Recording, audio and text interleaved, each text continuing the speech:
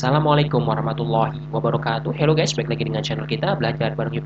Oke, pada video kali ini insya Allah kita akan lanjutkan pembahasan pada lampiran dari Permen LHK nomor 5 tahun 2021 tentang tata cara penerbitan persetujuan teknis dan surat kelayakan operasional bidang pengendalian pencemaran lingkungan. Nah, ini kita lanjut ke lampiran ketiga ya, tentang tata cara penyusunan standar teknis.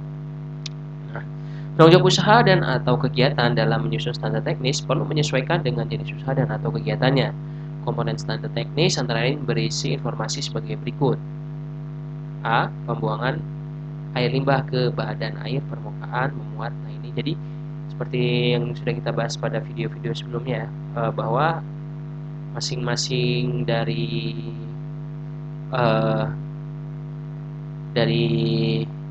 sub-sub yang akan dibahas ini adalah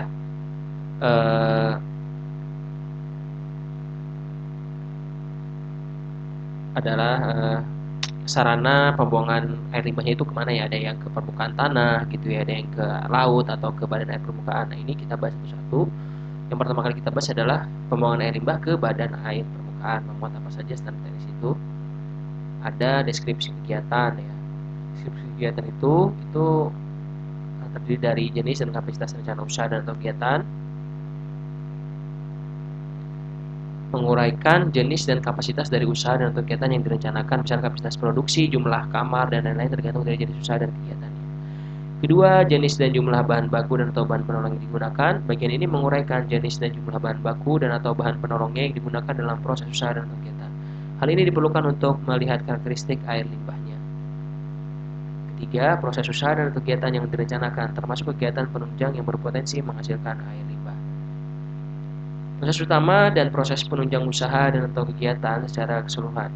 Proses penunjang yang dijelaskan diutamakan untuk kegiatan yang menghasilkan air limbah seperti operasional boiler, aktivitas pekerja, pencucian kendaraan, dan lain-lain. Proses usaha dan atau kegiatan dijelaskan mulai dari awal hingga akhir proses sampai dihasilkannya produk dan air limbahnya, dilengkapi juga dengan flow diagram proses. B. Neraca air yang menggambarkan sumber dan kapasitas air baku yang dibutuhkan, penggunaan air baku pada masing-masing unit kerja, air limbah yang dihasilkan, dan karakteristik air limbah. C. Fluktuasi dan kontinuitas produksi dan air limbah. D. Layout dengan skala memadai yang menggambarkan satu lokasi masing-masing unit proses atau kerja, terutama untuk kerja yang menghasilkan air limbah beserta saluran drainase. Kedua, instalasi pengolahan air limbah, saluran air limbah, serta lokasi pembuangan air limbah atau outfall. Kemudian ini baku mutu air limbah.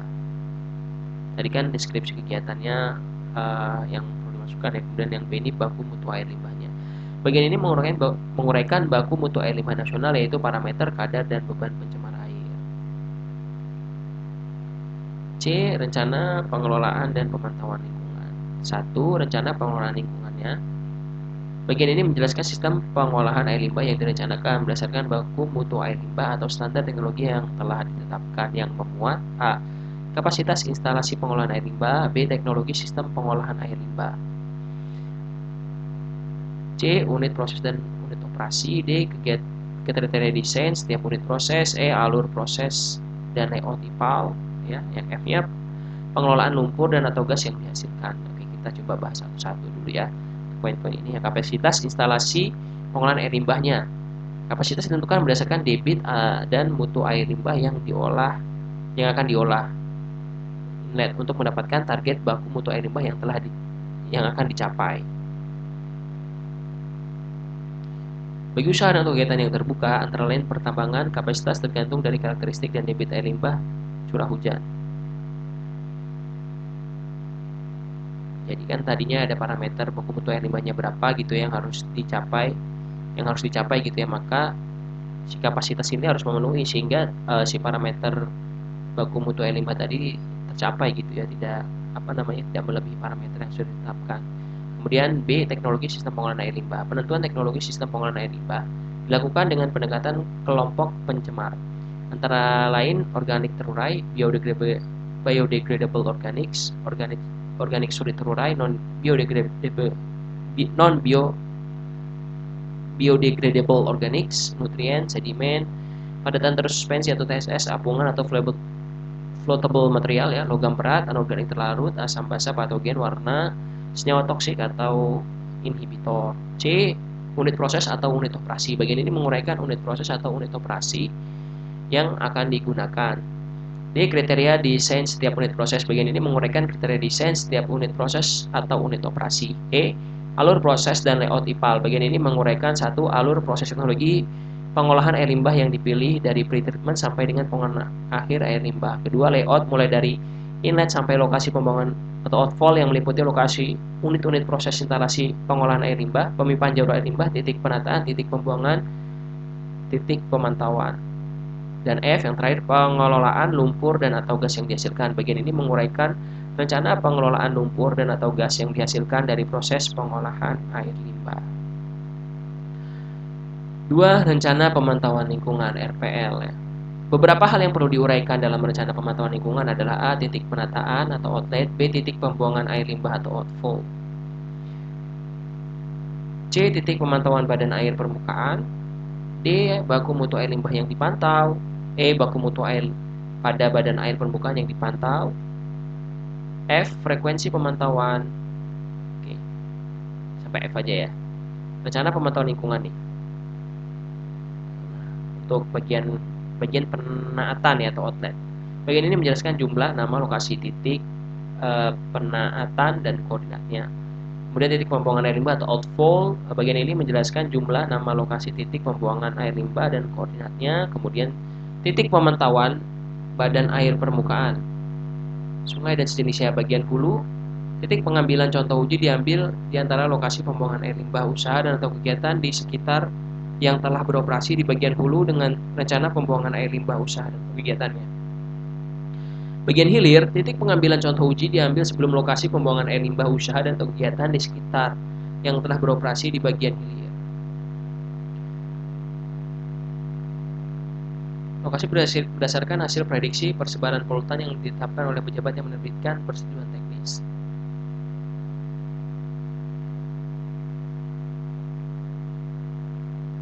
Kemudian di bagian D, mutu air limbah yang dipantau. Bagian ini menjelaskan satu, mutu air limbah yang wajib dipantau mencakup parameter, kadar, debit, dan beban pencemaran air. 2. Metode pengambilan contoh uji untuk masing-masing parameter. E. Mutu air pada badan air permukaan yang dipantau. Bagian ini menjelaskan satu, mutu air pada badan air permukaan yang wajib dipantau mencakup parameter dan kadar. 2. Baku mutu air yang diacu disesuaikan dengan kelas air pada segmen badan air permukaan sebagai badan air penerima. 3. Metode pengambilan contoh uji untuk masing-masing parameter. Frekuensi pemantauan. Bagian ini menjelaskan frekuensi pemantauan mutu air limbah dan mutu air pada badan air permukaan. Frekuensi pemantauan disesuaikan dengan parameter yang dipantau. 3. Kita lihat dulu. Ini kan rencana pengelolaan dan pemantauan lingkungan ya. Yang ini satu ada RPL ya. Ini ada ini rencana pengelolaan lingkungan. Ini RKL-nya. Ini RPL-nya, pemantauan lingkungan. Kemudian yang tiganya ini sistem penanggulangan keadaan darurat. Bagian ini menjelaskan sistem penanggulangan keadaan darurat untuk pengendalian pencemaran air antara lain. Nah ini A. Uraian tentang unit yang bertanggung jawab terhadap penanganan kondisi darurat termasuk dalamnya struktur organisasi, peran dan tanggung jawab serta mekanisme pengambilan keputusan. Dan B. Uraian tentang rencana prosedur tanggap darurat termasuk uraian detail peralatan dan lokasi prosedur, pelatihan, prosedur peringatan dan sistem komunikasi. Yang keempat ada internalisasi biaya lingkungan. Yang kelima ada periode waktu uji coba ya. Untuk internalisasi biaya lingkungan ini menjelaskan persentase biaya rencana pengelolaan dan pemantauan lingkungan terutama pengendalian pencemaran air terhadap investasi usaha dan atau kegiatan. Biaya tersebut antara lain biaya pembangunan, pengoperasian, pemeliharaan, tanggap darurat, pengembangan teknologi dan pengembangan sumber daya manusia. Kemudian kalau periode waktu uji coba, bagian ini menguraikan jadwal pembangunan instalasi pengelolaan air limbah dan periode waktu uji coba sistem pengolahan air limbah. Nomor 2, standar kompetensi sumber daya manusia.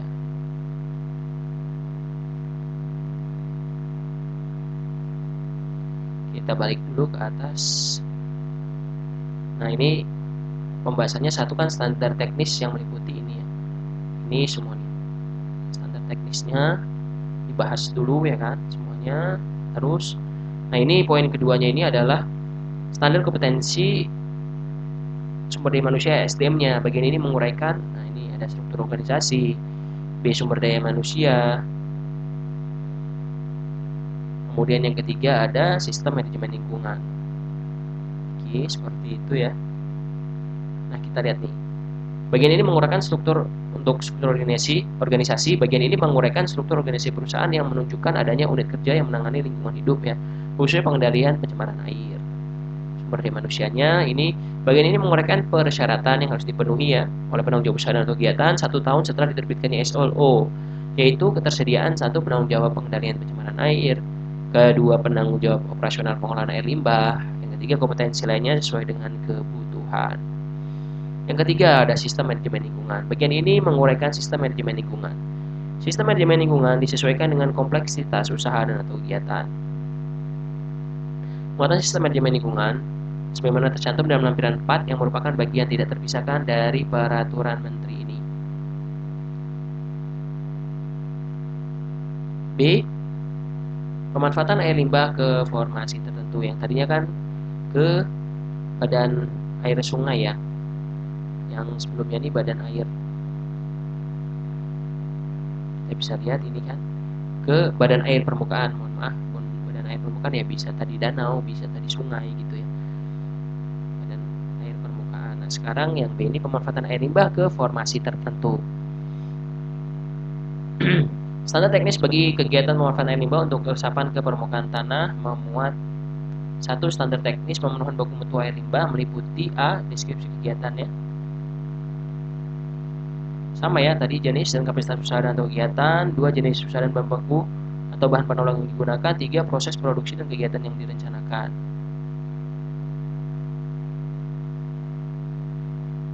Sama poin-poinnya ya ini. 4. Pemanfaatan air limbah untuk resapan ke formasi tertentu. Nah, ini perbedaannya ada di sini nih. Di poin keempat, pemanfaatan air limbah untuk resapan ke formasi tertentu. Bagian ini menjelaskan A. Luas resapan ya, dan B. Volume air limbah yang diresapkan.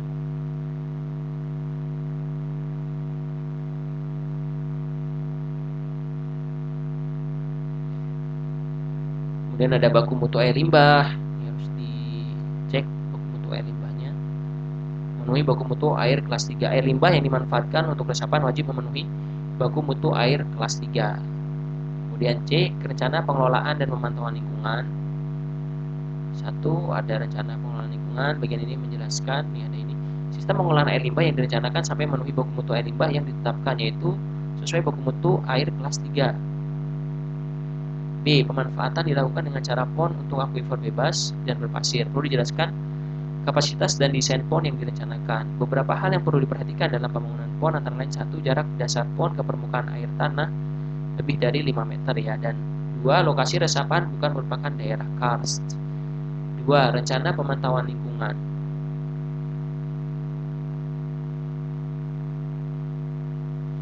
Untuk sistem pengolahan air limbah,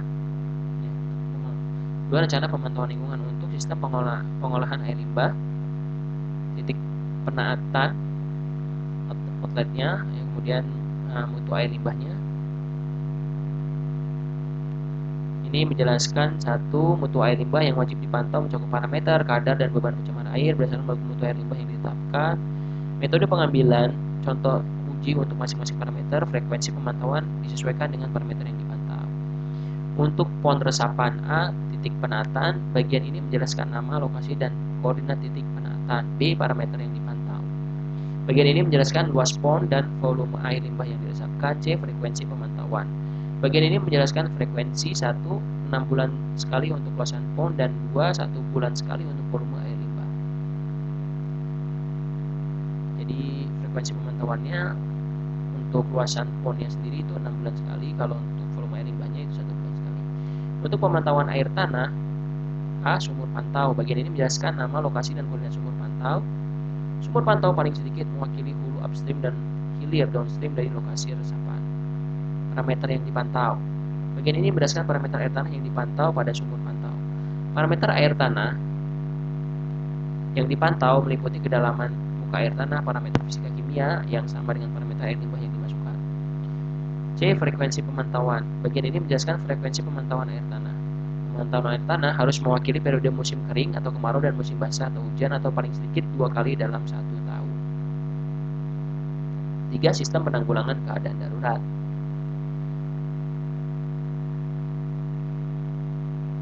Ini hampir sama ya, seperti ini ke badan air permukaan.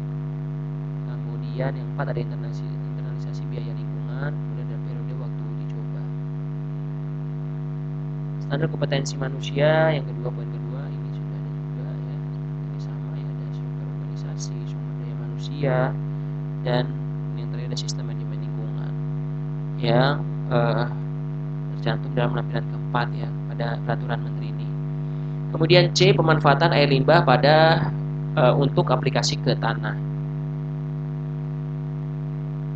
Standar teknis pemantauan air limbah untuk penyiraman atau pencucian memuat 1. Standar teknis pemenuhan baku mutu air limbah meliputi deskripsi kegiatan, sama saja tadi ya, jenis dan kapasitas usaha dan kegiatan. 2. Jenis dan jumlah bahan baku dan atau bahan penolongnya. 3. Proses usaha dan atau kegiatannya,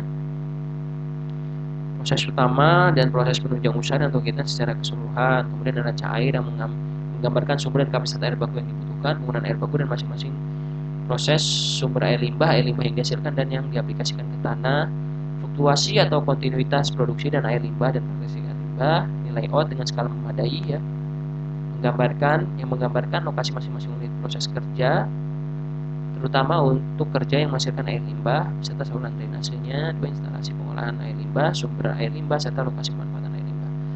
4. Efisiensi penggunaan air. B. Baku mutu air limbah. Baku mutu air limbah mengacu baku mutu air limbah nasional. C. Rencana pengelolaan dan pemantauan lingkungan. 1. Rencana pengelolaan lingkungan. A. Instalasi pengolahan air limbah. Bagian ini menjelaskan sistem pengolahan air limbah berdasarkan baku mutu air limbah yang akan dimanfaatkan yang memuat. 1. Menjelaskan proses pengolahan air limbah mulai dari penerimaan air limbah sampai dengan pemenuhan baku mutu air limbah yang ditetapkan sebelum digunakan untuk penyiraman dan pencucian. 2. Pengolahan lumpur dan atau gas yang dihasilkan. Bagian ini menguraikan rencana pengolahan lumpur dan atau gas yang dihasilkan dari instalasi pengolahan air limbah. B. Pemanfaatan air limbah untuk penyiraman dan pencucian. Bagian ini menjelaskan 1. Karakteristik air limbah yang dimanfaatkan, menjelaskan karakteristik air limbah secara umum serta kandungan unsur hara dan mineral yang terdapat pada air limbah yang dibutuhkan untuk tanaman. 2. Lahan yang dimanfaatkan. Bagian ini menjelaskan lokasi pemanfaatan yang menjelaskan luas seluruh lahan yang akan digunakan untuk penyiraman atau pencucian. 3. Karakteristik jenis dan usia tanam pohon bila untuk penyiraman untuk benda atau barang objek yang akan dicuci. 4. Metode pemanfaatan air limbah pada tanah. Bagian ini menjelaskan metode penyiraman atau pencucian yang direncanakan. Layout pengolahan air limbah. Pada bagian ini menguraikan tentang layout secara keseluruhan mulai dari penerimaan air limbah, pengolahan air limbah sampai dengan pemanfaatan limbah. D. Proses operasional standar pemanfaatan limbah untuk penyiraman atau pencucian, diantaranya 1. Tata cara dan jadwal rotasi pengaliran air limbah ke tanah. 2. Tata cara dan jadwal pembersihan sisa endapan pada tanah yang diaplikasikan. Dan 3. Logbook pemantauan. 2. Rencana pemantauan lingkungan RPL. Tadi RKL ya, rencana pengelolaan yang tadi yang sudah kita bahas tadi RKL ya, rencana pengelolaan lingkungannya. Sekarang ini rencana pemantauan lingkungan. A. Pemantauan air limbah. 1. Lokasi pengambilan. Contoh uji air limbah diambil di outlet terakhir menuju ke lahan yang akan disiram. Jadi outlet terakhirnya sebelum menuju ke lahan untuk disiram atau pencucian. 2. Mutu air limbah meliputi parameter dan kadar berdasarkan baku mutu air limbah yang ditetapkan. 3. Dosis, debit dan rotasi untuk penyiraman atau volume air limbah yang digunakan untuk pencucian. 4. Frekuensi pemantauan disesuaikan dengan parameter yang dipantau. B. Pemantauan mutu air tanah. 1. Lokasi sumur pantau yang mewakili hulu dan hilir. 2. Parameter mutu air tanah. 3. Frekuensi pemantauan air tanah dilakukan paling sedikit 2 kali dalam setahun dengan memperhatikan musim hujan dan kemarau. 3. Sistem penanggulangan keadaan darurat. Bagian ini menjelaskan sistem penanggulangan keadaan darurat untuk pengendalian pencemaran air, antara lain A. Uraian tentang unit yang bertanggung jawab terhadap penanggulangan kondisi darurat, kemudian termasuk dalamnya struktur organisasi, peran dan tanggung jawab, serta mekanisme pengambilan keputusan. Yang B. Uraian tentang rencana dan prosedur tanggap darurat termasuk uraian detail peralatan dan lokasi, prosedur pelatihan, prosedur peringatan, dan sistem komunikasinya. 4. Ada internalisasi biaya lingkungan, sama saja ya. Yang kelima ada periode waktu uji coba. Lalu ada juga di sini standar kompetensi sumber daya manusia, tidak jauh berbeda ya dengan yang di badan air sungai. Nah, yang ketiga ada sistem manajemen lingkungan, sama seperti yang terdapat pada lampiran keempat peraturan pemerintah ini, peraturan menteri ini gitu ya. D. Pembuangan air limbah ke laut. Tadi kan sudah ya yang ke badan air permukaan, kemudian sudah juga dibahas untuk aplikasi ke tanah. Lalu di sini juga sudah ada ke formasi tertentu ya. Sekarang kita sudah masuk ke pembuangan ke air laut, pembuangan air limbah ke laut. Nah, rincian standar teknis untuk permohonan prosedur teknis pemenuhan baku mutu air limbah yang dibuang ke laut.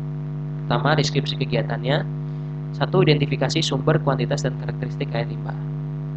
A. Identifikasi sumber air limbah meliputi 1. Daftar sumber air limbah yang akan dibuang ke laut. 2. Kuantitas atau debit air limbah yang akan dibuang ke laut. 3. Nama dan titik koordinat penaatan atau outlet. Dan 4. Nama dan titik koordinat pembuangan air limbah.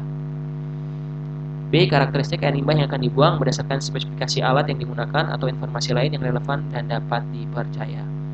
2. Identifikasi laut penerima air limbah, menyebutkan nama lokasi pembuangan air limbah, nama laut, selat, atau teluk.